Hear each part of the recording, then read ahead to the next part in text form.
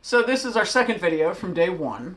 In addition to working on the here command and doing some foundational work for the remote collar, I wanted to start getting Kegger into the groove with the place command. Because the place command, as I think we've discussed, takes a long time just to get in enough reps and practice to have a dog really master it. Now, he will be better at it when we fold in the remote collar, when he's really feeling good about the remote collar.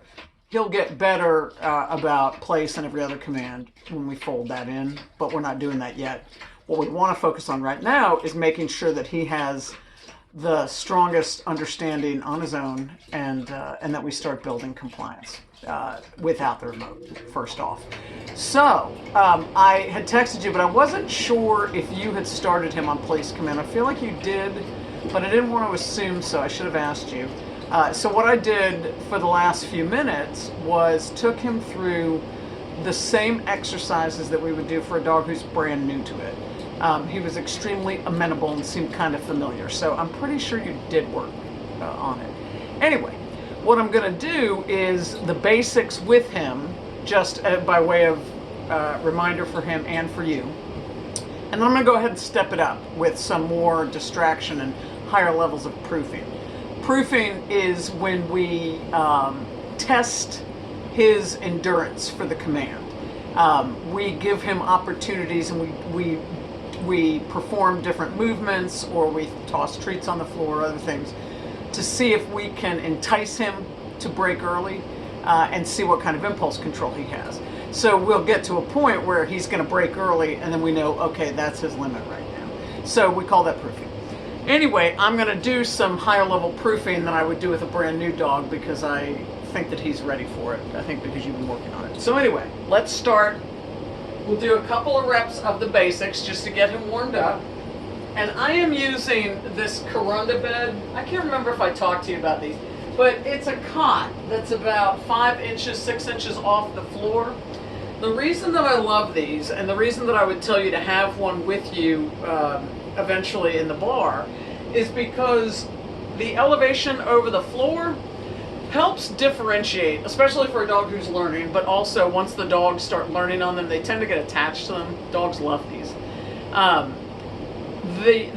The elevation above the floor helps to really more clearly differentiate what the dog's boundaries are, in addition to just the edges of the bed. So I love them. Every trainer I know uses them to work on the place command. So here we go. You ready, big boy? All right, Kegs. Let's go, boy.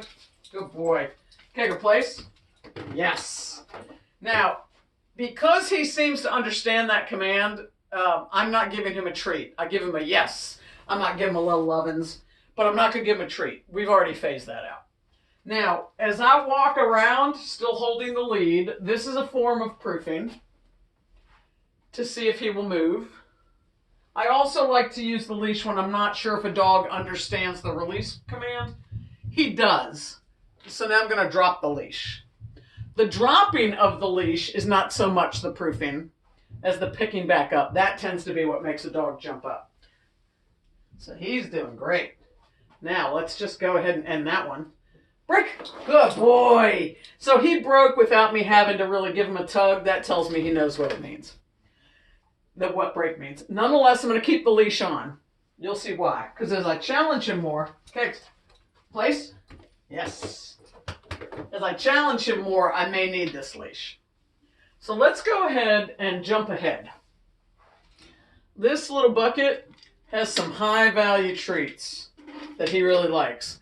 These are freeze-dried beef. Did you see him just jump when he saw me pull them out? So these are very high value. Your Kegger favorites.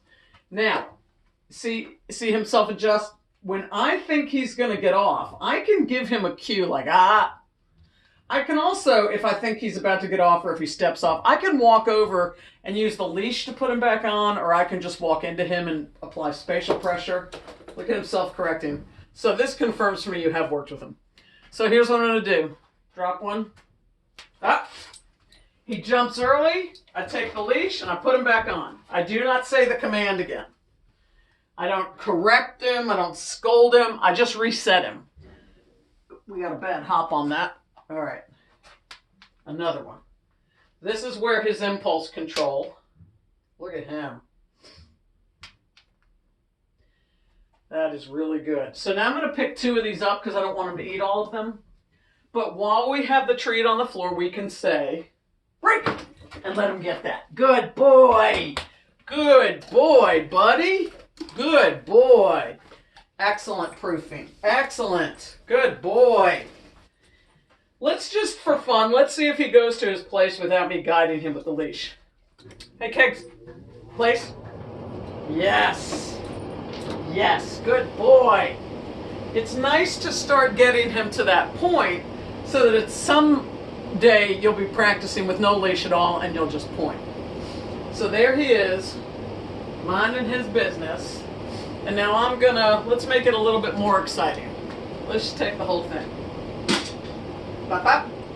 Give him a verbal cue, step toward him. That time, that's all I had to do was step toward him.